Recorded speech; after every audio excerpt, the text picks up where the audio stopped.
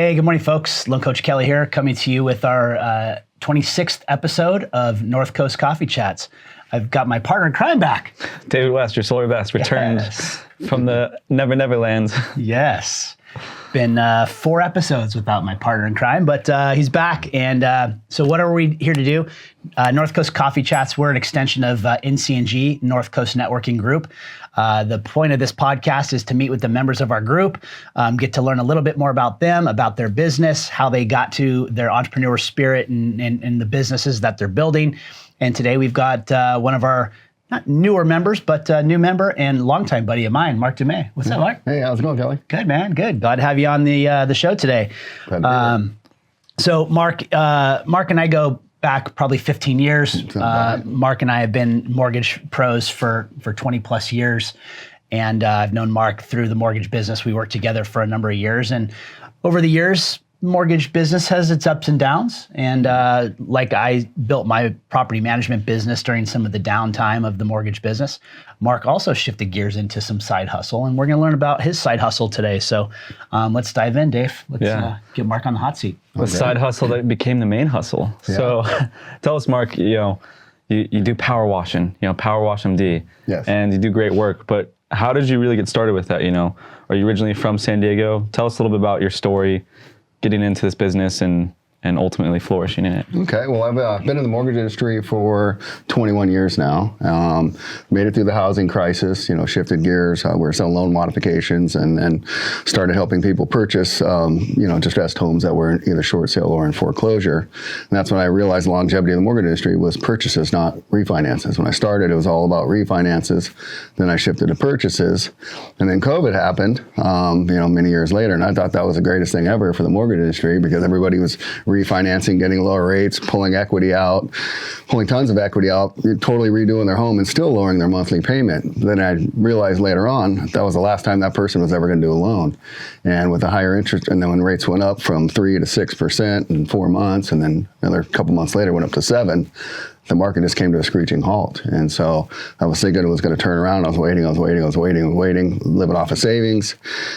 And eventually I had to do something to supplement my income. And so I was actually working an open house with a realtor, helping out, and the back patio was absolutely horrid with mold and algae. And I just so happened to buy a commercial grade pressure washer for my own house. It was a new toy and something fun to play with. And I said, hey, would you like me to clean that patio for you? She said, oh, that would be great. So it was absolutely, still to this day, one of the worst mold and allergies I've ever seen in anybody's house. But I cleaned it up for her, and actually the following weekend ended up selling because it was really bad. So I'm like, hey, maybe I can do that as a side business. It's kind of the same wheelhouse. It's still real estate. And so I started a power washing business, and it's been more successful than I anticipated it to be. So that's good. That's amazing. It's kind of what you want to do. Yeah, and it's fun for the first couple hours. and then it starts wearing on you. It's kind of like operating a chainsaw. It's fun for a couple hours, and then you start getting sore and tired. But I actually enjoy it. And then what I really like about it is when you're done, you can see the final product. You get immediate gratification of the work that you rendered. So it's kind of cool. And instant gratification is what we're all living for these days. Yeah, that's thanks to the cell phones, right? Yeah. It's there's something special about being able to see a project from start to finish. Like, it's one thing in the mortgage business when you get a loan application and then that application turns into a deal and it's kind of like, yeah, I got one. Yeah. But then it's like when it finally closes, you're like, hell yeah, I got one done. But I can imagine washing something that just looks absolutely terrible and then seeing the outcome of it just is like that same kind of gratification. Like, I did something, it's very visible, and the people who hired me to do the job are very clear what I accomplished for them. Yeah. And another nice thing about it is when you're done at the end of the day, you get a paycheck. In the mortgage industry, for that first communication with the client, I've had it, 6 months, a year and a half before you collect a paycheck. So it's kind of nice getting the paycheck sooner than later. Yeah, right? Yeah. Yeah.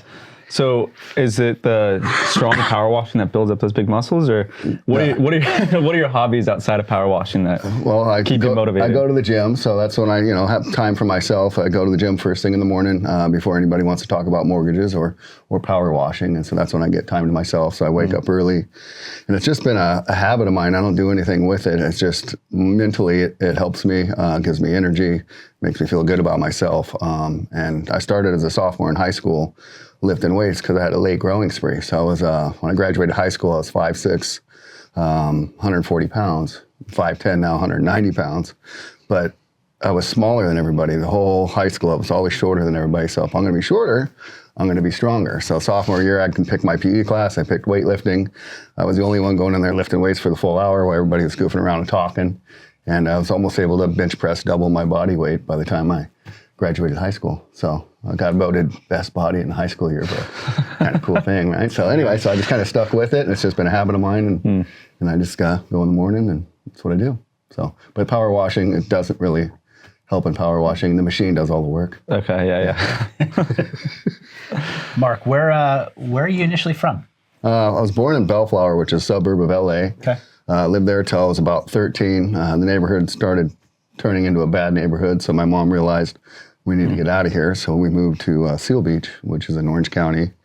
I lived in Seal Beach till I was about 25. I was working 2 jobs, paying rent about half a block from the beach.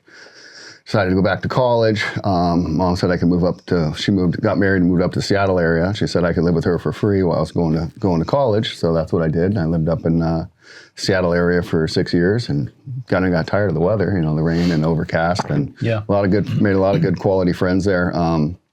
So decided to move back down to Orange County, lived in Huntington Beach for a couple years, and then made my way to North County and been here ever since. So between Vista, Oceanside, and live in Carlsbad now.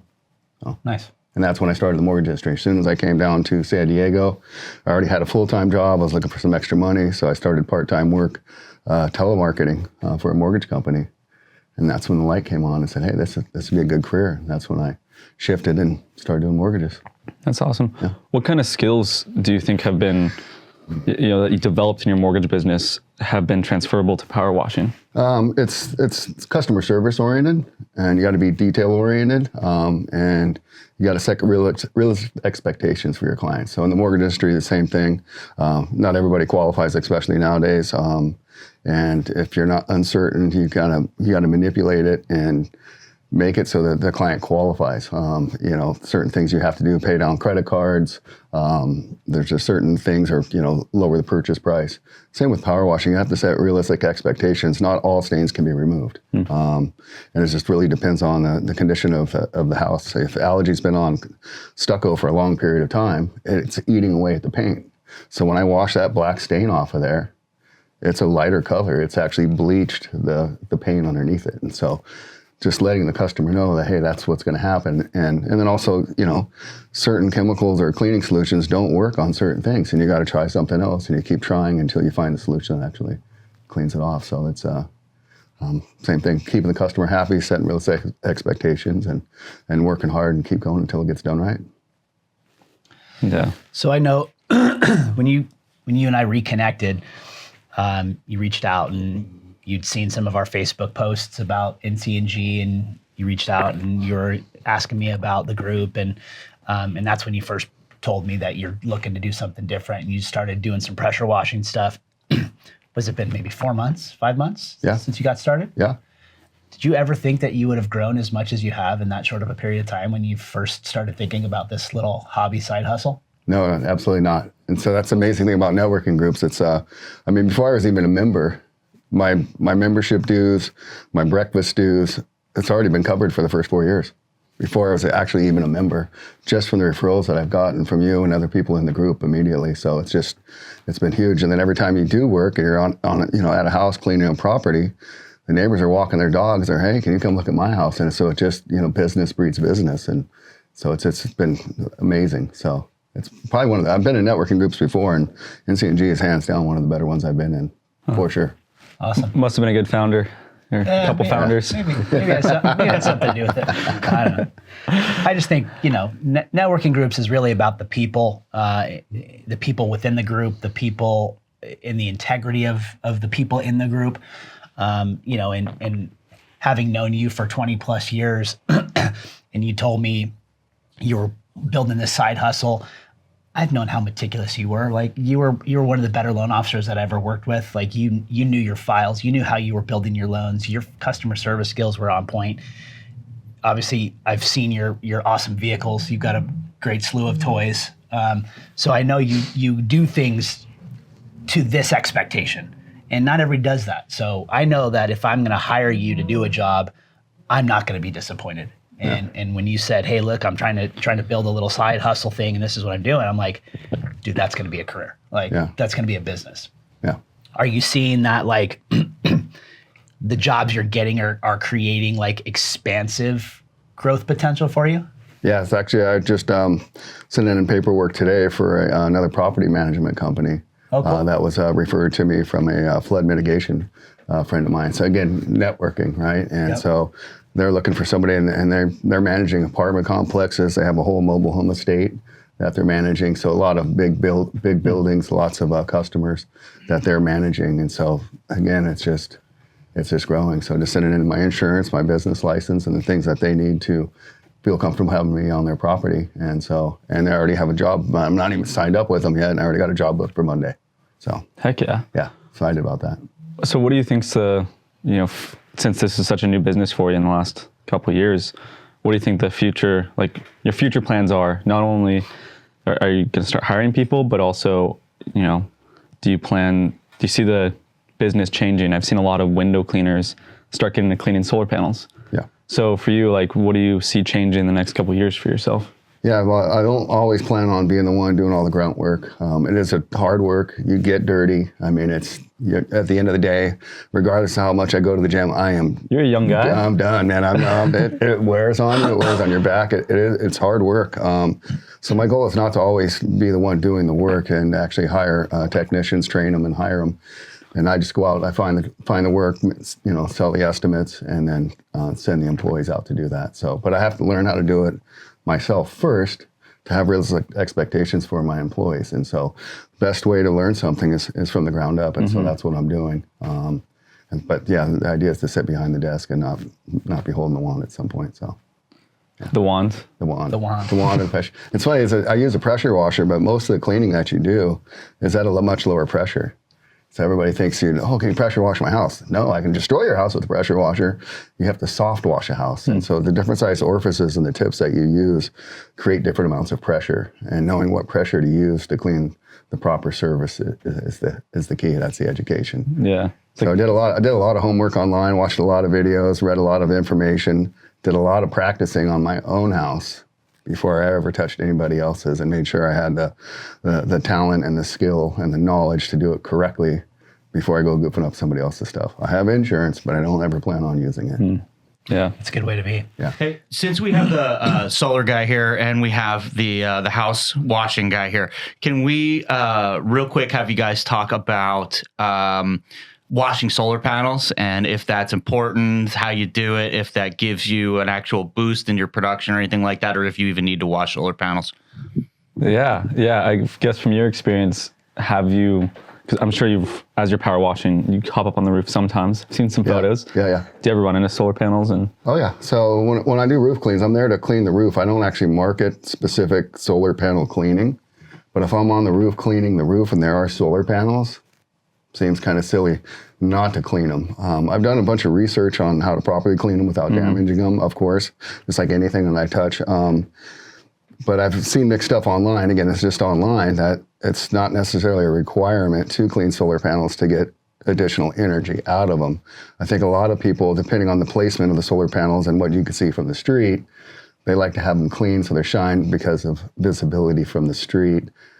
Whether it gets them more power, if they have, metering where they can tell there's a difference. I mean, the weather's constantly fluctuating, so, sometimes the sun's shining, brighter than others. So does it improve the power? What do you think? Yeah, UCSD came out with a study, maybe like 2017, about the efficacy of washing panels and the change in production you get from solar. I think it's like a great way of doing solar panel cleaning is if someone's already there doing your windows, doing your driveway, whatever, your roof, have them clean the solar panels. It's not that big of a deal, like cost-wise. Yeah.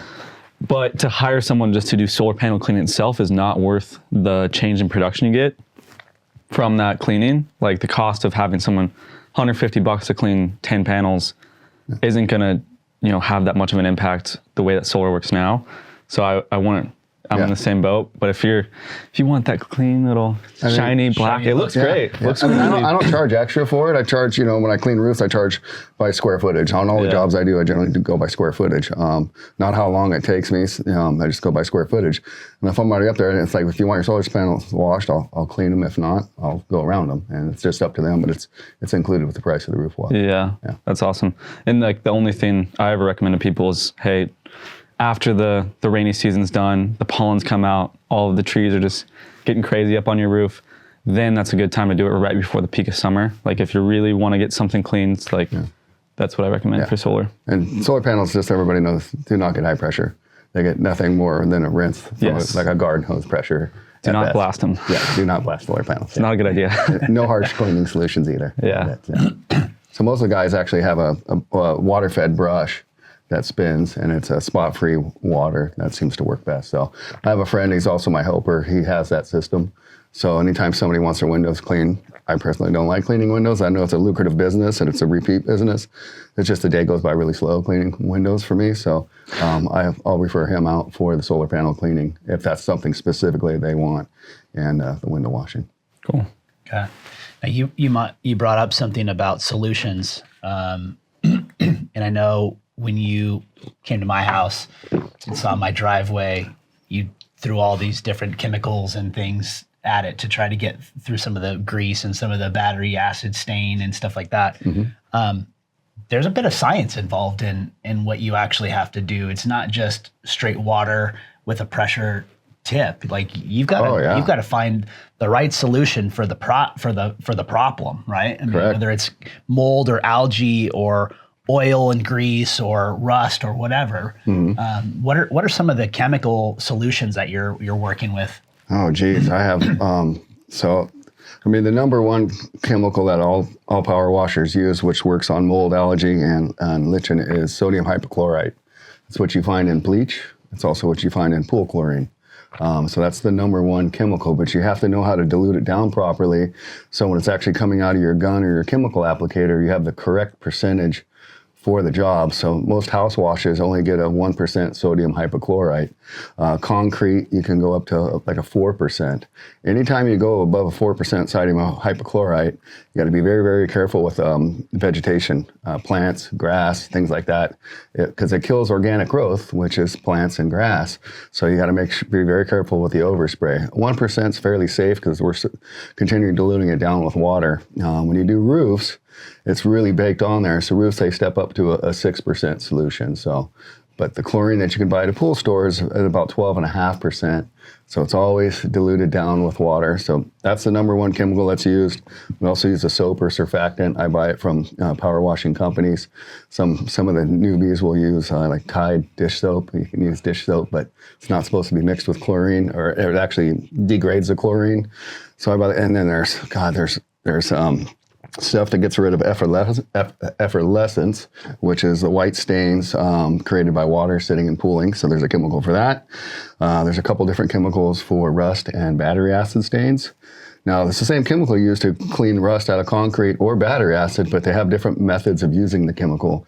You want to brush rust and agitate it, or battery acid you do not want to brush and you want to let it sit. And you got to let it dry completely, then apply it again, and then rinse. Let it dry completely. So it's like a 4-step process for rust to come out. Oxalic acid also works good on rust. So oxalic acid is also a wood brightener. Then I have sodium metasilicate, which is good for cleaning wood. It's like a minor wood stripper. So you start off with that. You use a medium pressure to clean fences and decks. And then you apply oxalic acid at the end, let it sit for 10 minutes, and then you rinse that away. And the wood will look almost like it's brand new. So, and you don't actually have to hit it with high pressure, which you can do high pressure. Some people choose to do that. You don't need to use any chemical, use a turbo nozzle, and it literally just strips the top layer of the wood off. To me, it looks like a brand new 2x4 when you're done. Not as appealing as having still some of the grain and the knots and natural clean wood look. So What else do I use? I use a muriatic acid is a strong cleaning solution, very strong. That's like the last resource. That also works on oil and rust, but I rather use the chemicals that are specific. I have a gold assassin chemical that's good for oil stains, so I rather use that, and I rather use the F9 bark, which is a rust remover, or the oxalic acid, long before I start using a muriatic acid, because then I'm wearing masks and goggles and gloves. Got to be careful of everything around there. I don't ever let any water run down the drain. California has a Clean Water Act, so I got to dam the water from running down the street, and you pump it back onto the property. That way it seeps down through the dirt and filters out that way before it goes into the sewage system. Interesting. Yeah, so there's another thing called Acid Magic. Rust-Oleum has some good rust removers. There's an aluminum brightener that works really good on red clay and dirt, surprisingly, but it's designed for cleaning aluminum. So yeah, there's just a whole slew of different chemicals. I'm sure I'm leaving some out, but I have a whole. And then when you use any type of an acid, you can either use ammonia or baking soda to diffuse it. Mm-hmm. So after I'm done cleaning with the muriatic acid, I give it a really good rinse, and then I sprinkle a bunch of baking soda on it, or put it in a pump sprayer and mix it up, spray it on there, brush it in, and it eliminates any leftover from the acid, so it doesn't sit there and continue to eat away at the surface. Yeah, it's important. It's fun. You're like a little chemist that It's gets to hop actually on power washing. Surprisingly, it is more chemistry almost than high pressure. There's very few. Even concrete. When you're cleaning concrete with my surface cleaner, I have different size tips or orifices on those tips that have different pressures. I have an inline pressure gauge, and so for concrete, you really don't want to go above a psi you want to stay between 2,000 and 2,500. If you drop below 2,000, you're not really cleaning it. If you go above 2,500, you can actually etch the concrete. They call it taking the cream off the top. So it becomes a very rough concrete, very gritty, and you're literally just taking the top layer of the concrete off. Does it clean everything? Of course it does. You're taking the top layer of concrete off, just like that wood fence with high pressure. You're taking the whole top layer off. Is that the right way of cleaning things? Absolutely not. Better to use some cleaning solutions and lower pressure and clean it the proper way, and you'll have a better overall finished product. Yeah. I think it's great.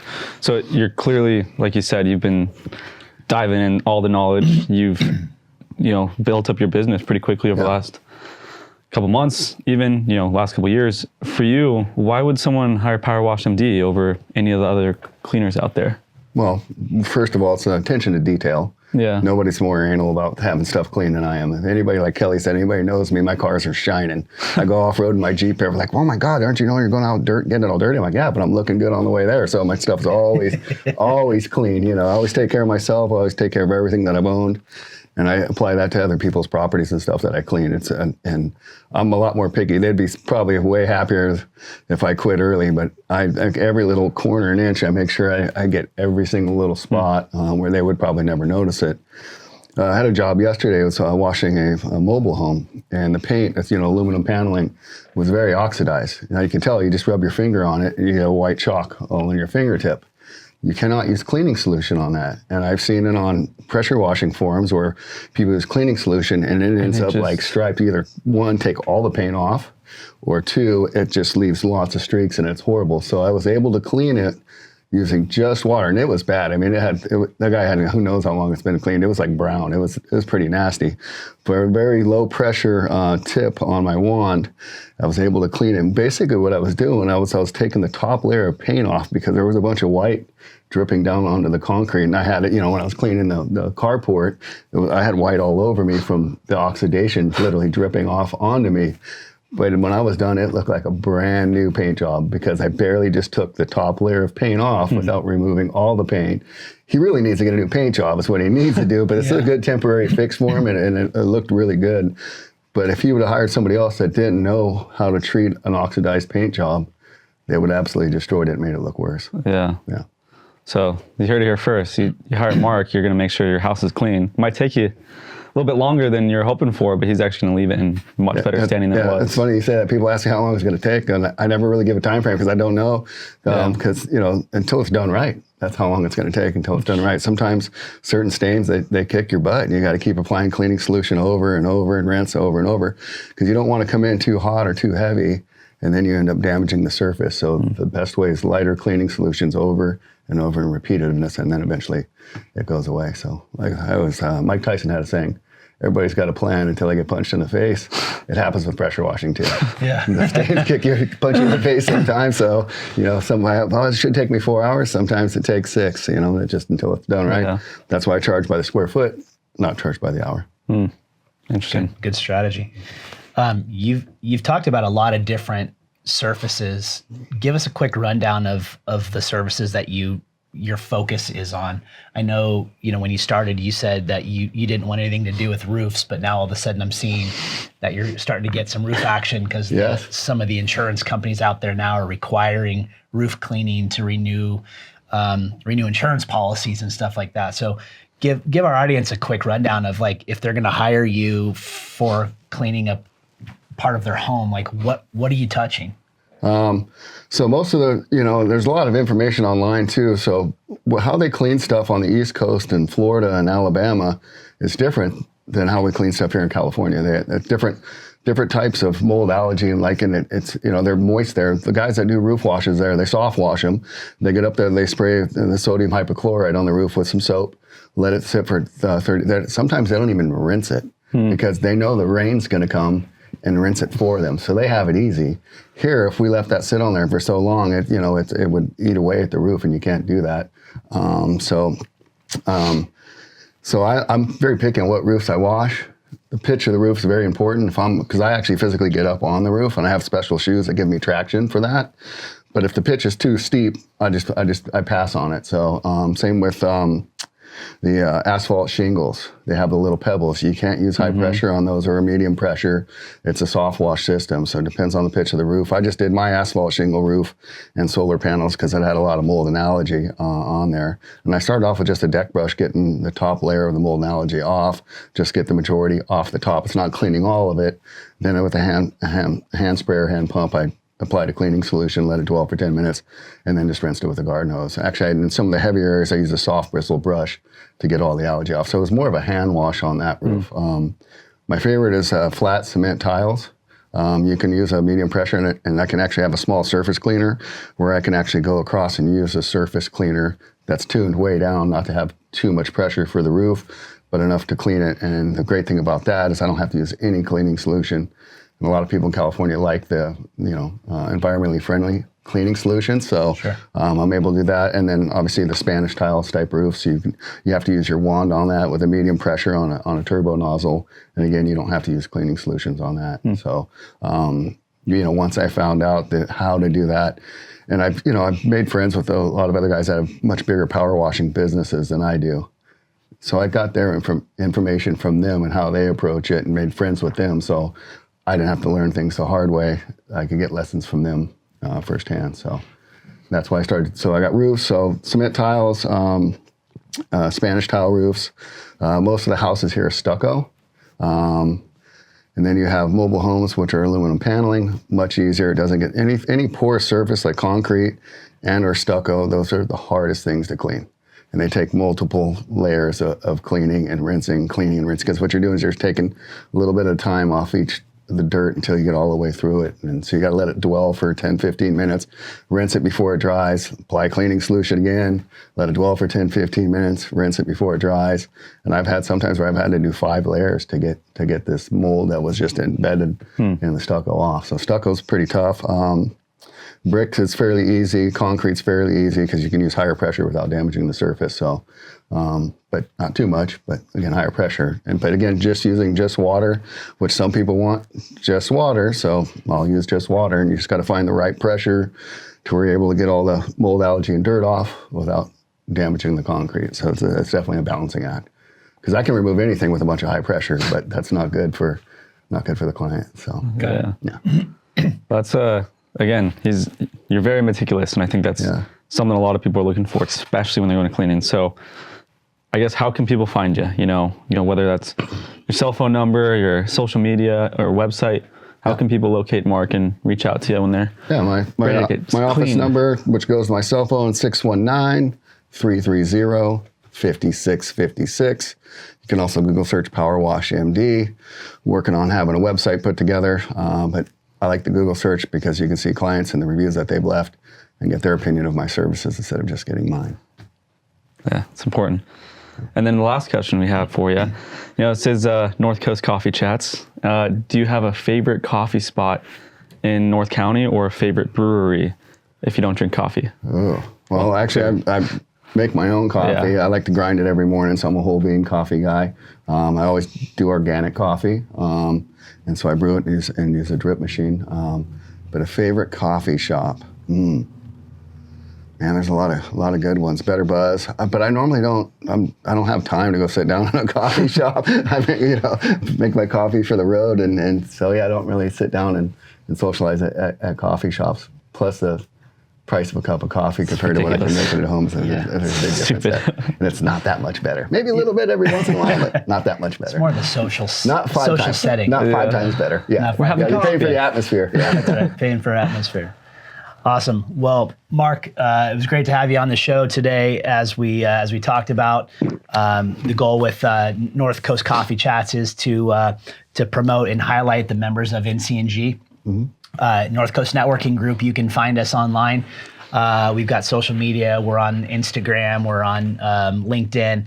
And you can also find us at Beach Plum Kitchen every Thursday morning from 7 to 8:30.